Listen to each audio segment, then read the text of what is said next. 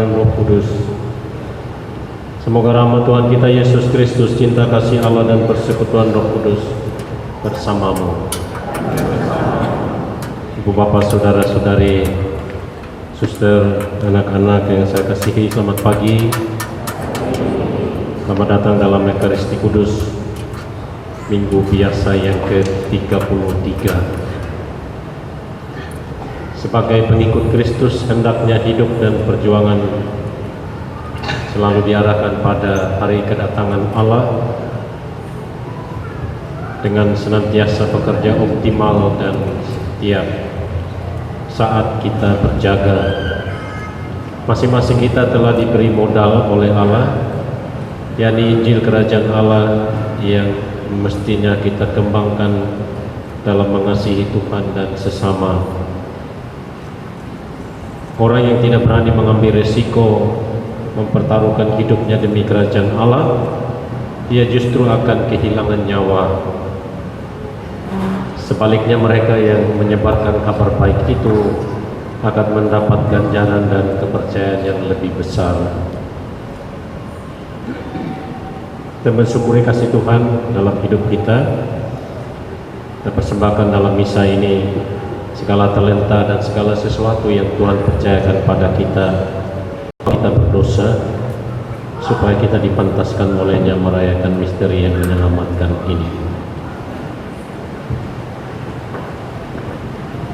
Saya mengaku adalah Maha Kuasa pada saudara sekalian, saya harus dengan pilihan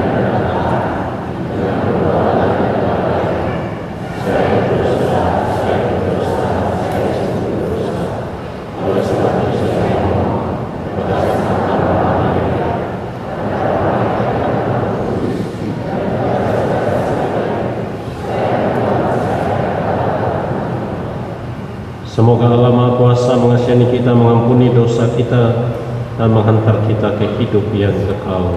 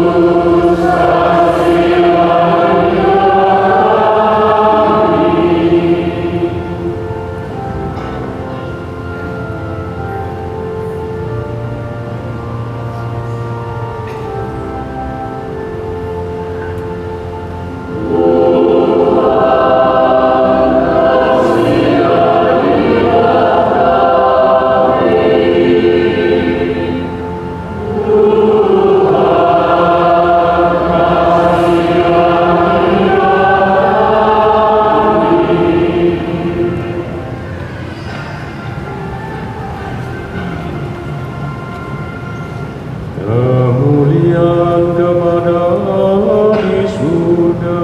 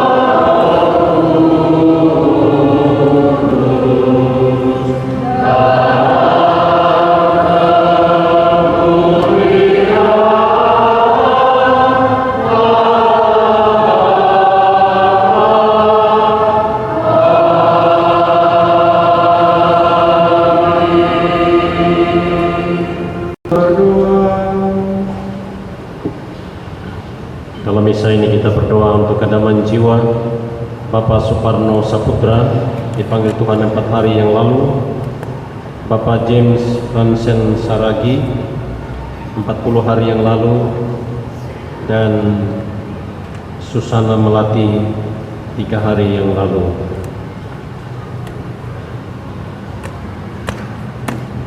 Ya Tuhan Allah kami, bantulah agar kami selalu bersuka cita dalam mengabdi Dikau, sebab kebahagiaan kami hanya akan sempurna dan kekal jika kami selalu mengabdi kepadamu, sumber segala yang baik. Dengan pengantaran Yesus Kristus Putramu Tuhan kami, yang bersama dengan Dikau dalam persatuan Roh Kudus, hidup dan berkuasa Allah sepanjang segala masa.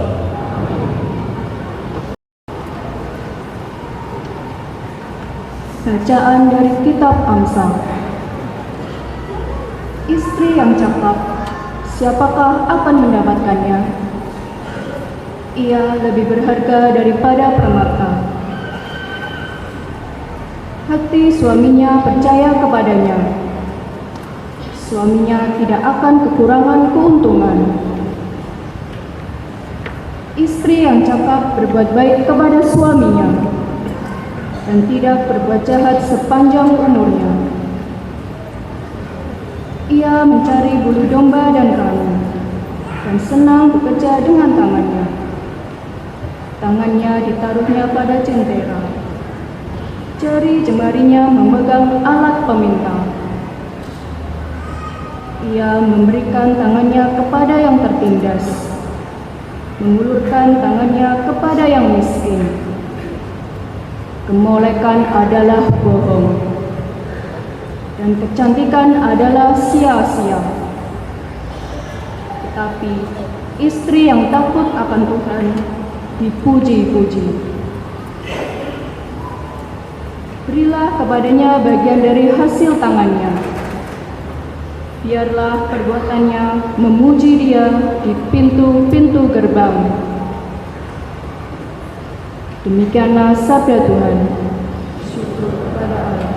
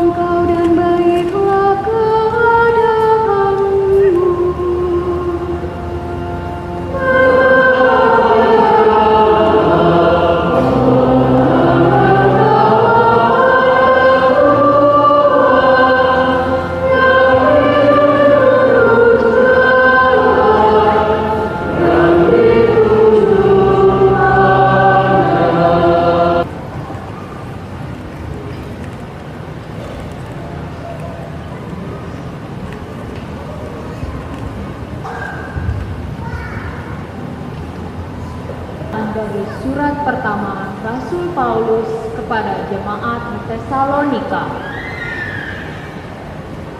Saudara-saudara, tentang zaman dan masa kedatangan Tuhan tidak perlu dituliskan kepadamu, karena kamu sendiri tahu benar-benar bahwa hari Tuhan datang seperti pencuri di waktu malam.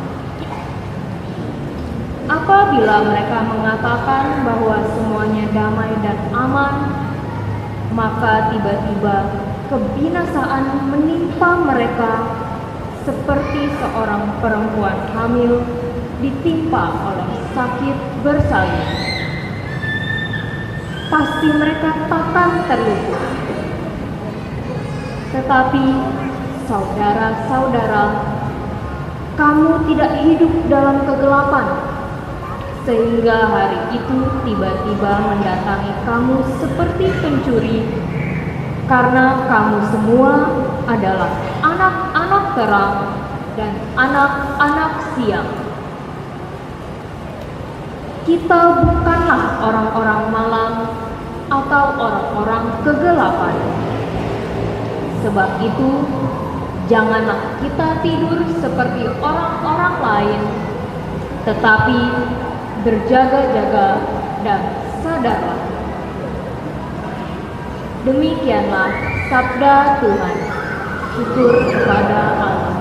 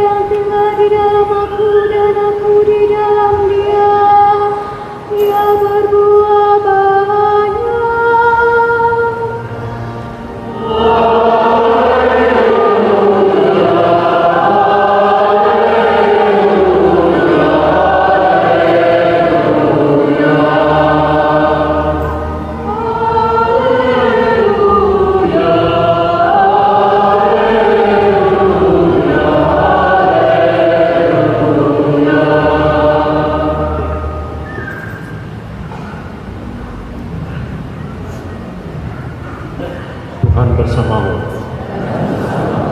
Injil Yesus Kristus menurut Matius.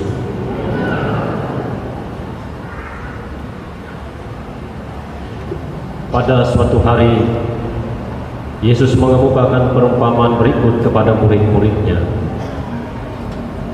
Hal kerajaan surga itu seperti seorang yang mau bepergian ke luar negeri, yang memanggil hamba-hambanya dan mempercayakan hartanya kepada mereka.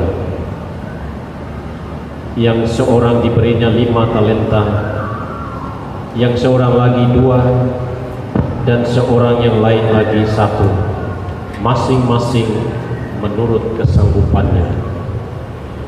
Lalu ia berangkat.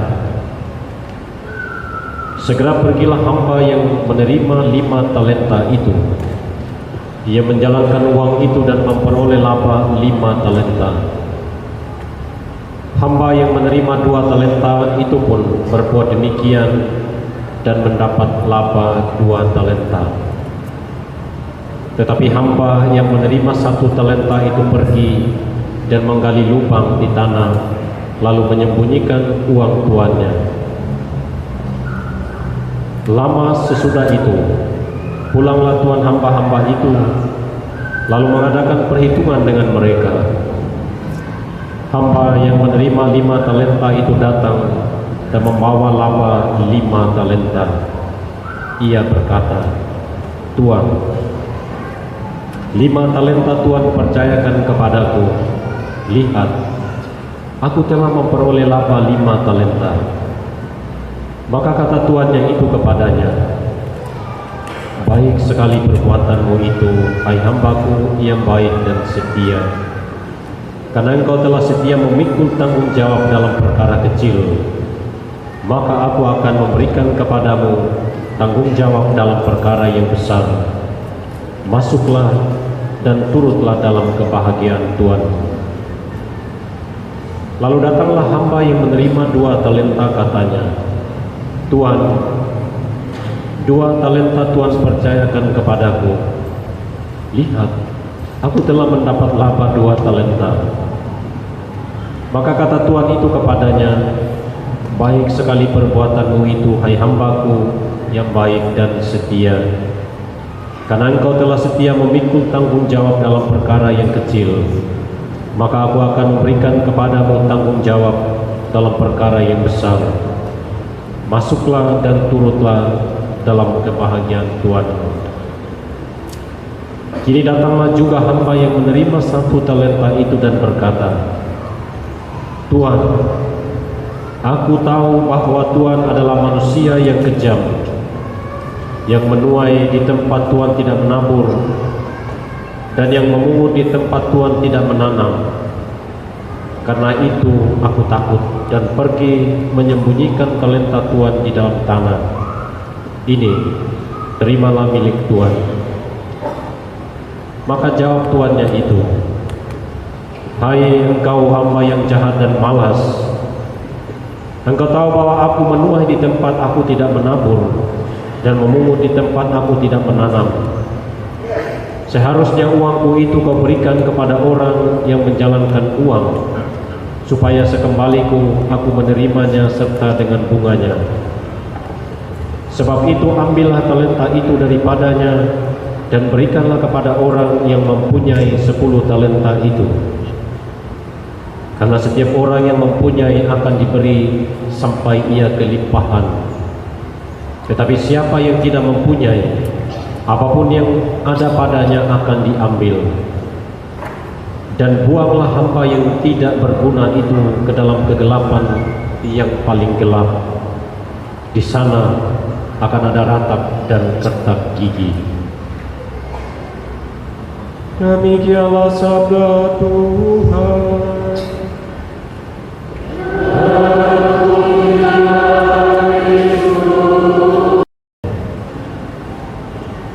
Tidak mengumpulkan talenta yang dimiliki walaupun itu sangat terbatas.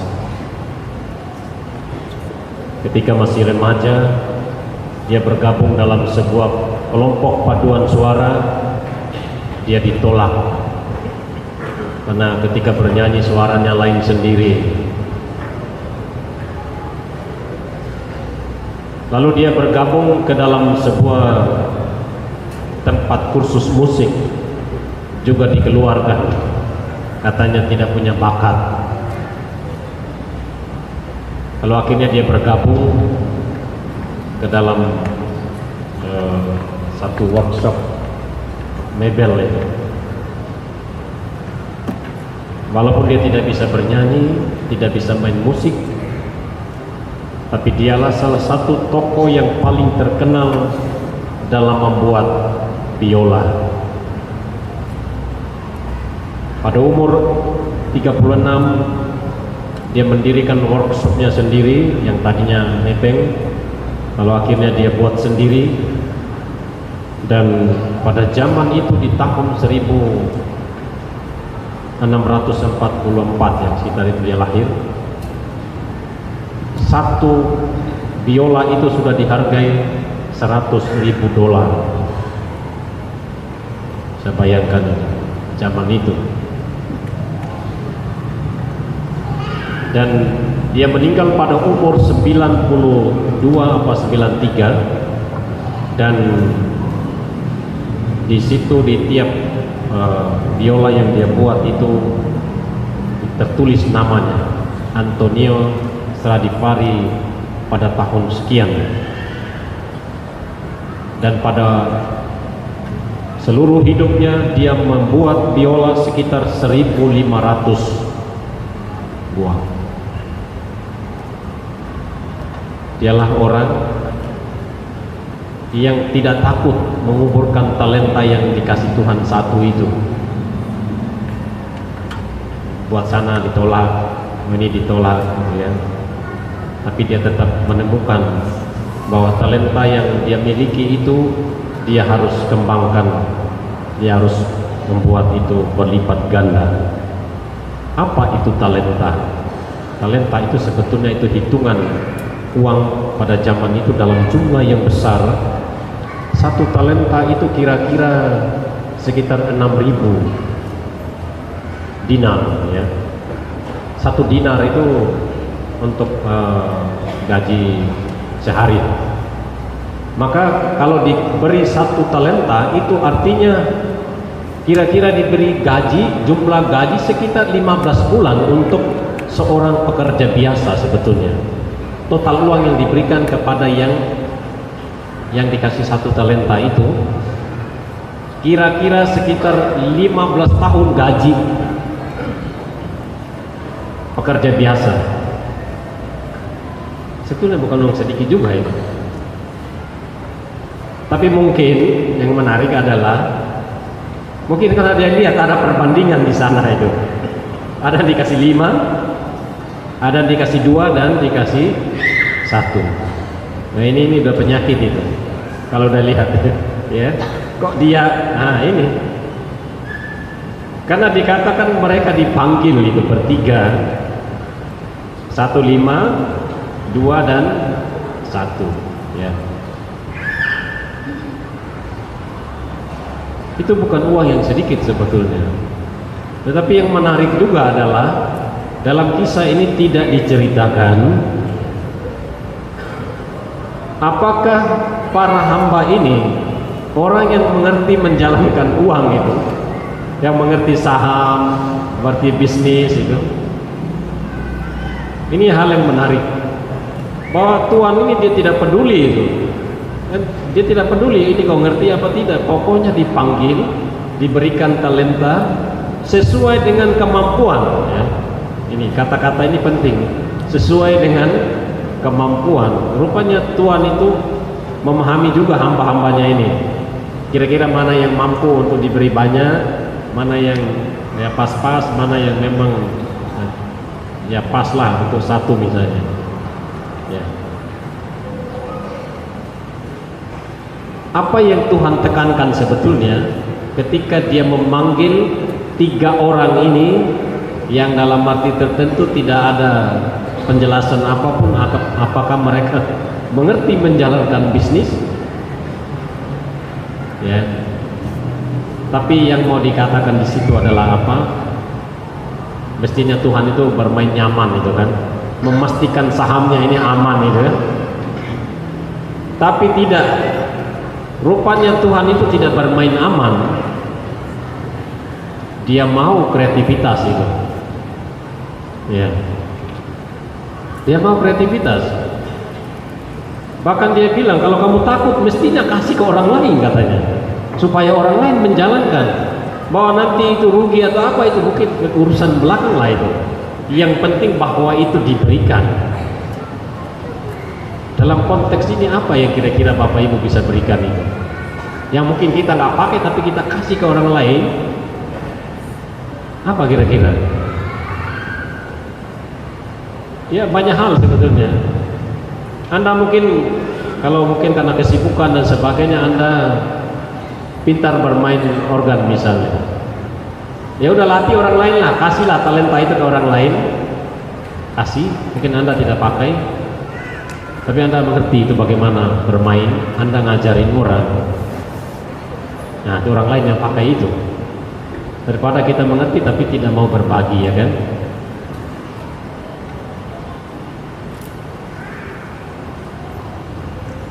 Bahasa Aram, yaitu bahasa yang dipakai Yesus zaman Yesus ya, itu sekarang ini kalau tidak salah hanya sekitar 2 atau 3 orang yang masih mengerti bahasa itu.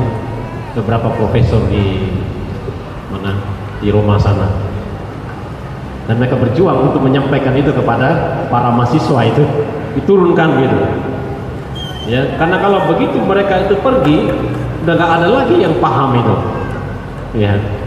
Nah itu harus diturunkan ya, walaupun nanti untuk apa untuk kami gitu kan, tetapi mungkin untuk orang lain ke berikut, generasi berikut itu menjadi penting. Begitu baca dokumen-dokumen dalam bahasa asli nggak ada yang tahu itu gimana coba ya kan? Nah itu harus berbagi. Kadang-kadang muncul di dalam diri kita ketakutan ya, dan Antonio Stradivari itu menjadi tantangan bagi kita yang takut untuk mengembangkan talenta itu.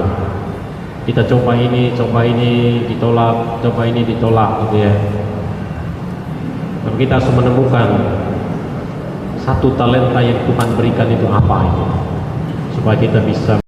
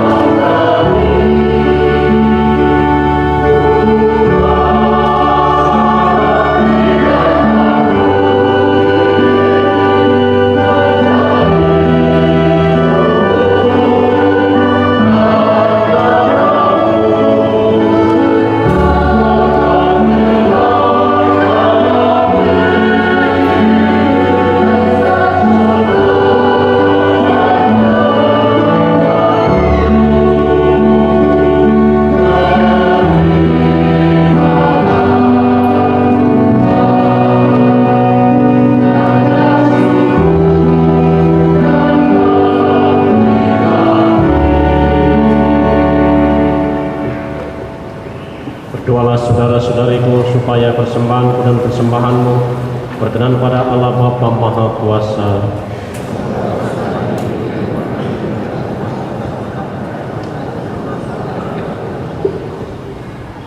Allah, kami mohon perkenankanlah agar persembahan yang kami menunjukkan kehadirat-Mu yang maha mulia mendatangkan rahmat untuk mengabdi Engkau dengan setia dan mempersiapkan kami untuk hidup abadi yang bahagia. Demi Kristus Tuhan dan pengantara kami. Tuhan bersama-mu.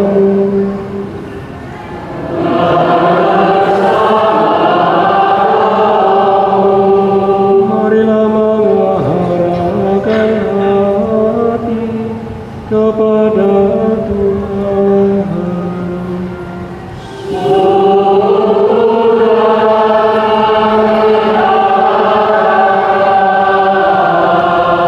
Marilah bersyukur kepada Tuhan Allah kita.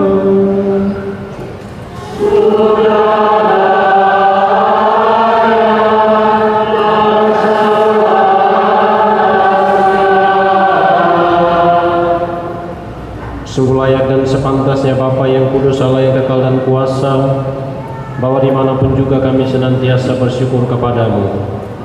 Sebab demi kemuliaan-Mu yang tak terperikan, Engkau sudi memberi bantuan ilahi kepada kami manusia yang lemah ini. Engkau selalu menolong kami mengatasi kerapuhan kami, dan ketika kami jatuh binasa, Engkau datang menyelamatkan kami dengan pengantaran Kristus Tuhan kami. Dalam Kristus itu pula laskar malaikat bersujud di hadapan-Mu dan bersukaria sepanjang masa. Maka perkenankanlah kami memadukan suara dengan mereka dan turut memuji Dikau sambil bernyanyi.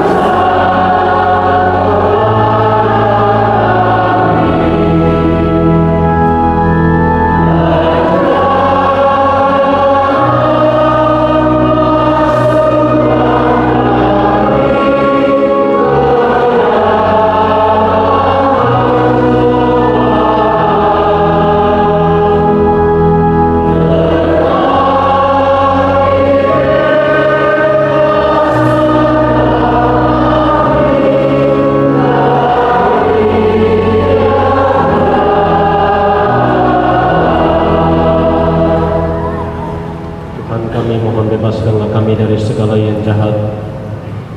Sudilah memberi damai sepanjang hidup kami, supaya kami telah dikuatkan oleh kelimpahan belas kasih-Mu, selalu bebas dari dosa dan dijauhkan dari segala gangguan, sambil menantikan harapan yang membahagiakan dan kedatangan penyelamat kami, Yesus Kristus.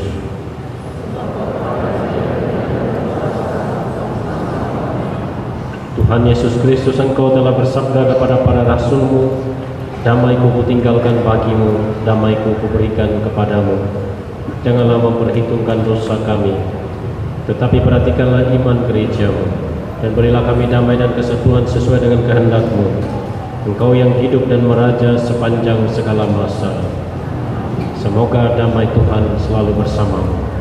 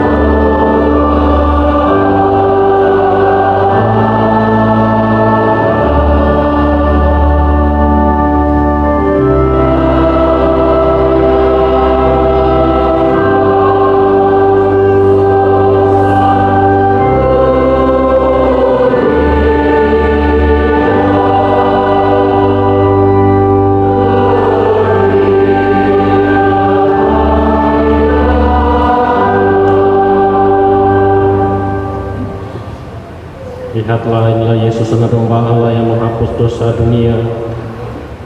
Berbahagialah kita yang diundang datang ke perjamuan Anak Domba. Tuhan, saya tidak pantas Engkau datang pada saya, tetapi bersertalah saja maka saya akan sembuh. Semoga tubuh dan darah Kristus yang akan kita sambut melindungi kita sampai masuk kehidupan yang kekal.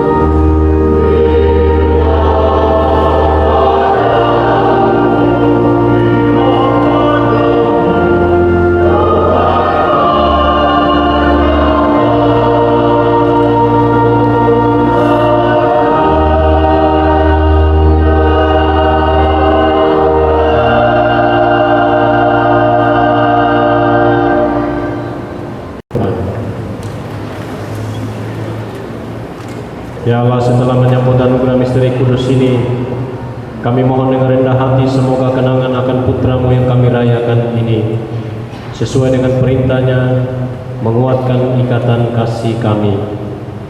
Demi Kristus Tuhan dan pengantara kami.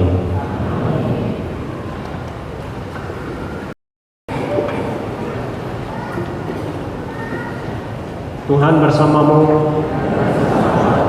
Saudara sekalian, segala usaha karya pelayanan, niat-niat baik kita, keluarga, komunitas kita, dan semua orang kita ikat dalam misa ini dilimpahi berkat Allah Maha Kuasa, Bapa dan Putra dan Roh Kudus. Saudara-saudari, pergilah, misa telah selesai.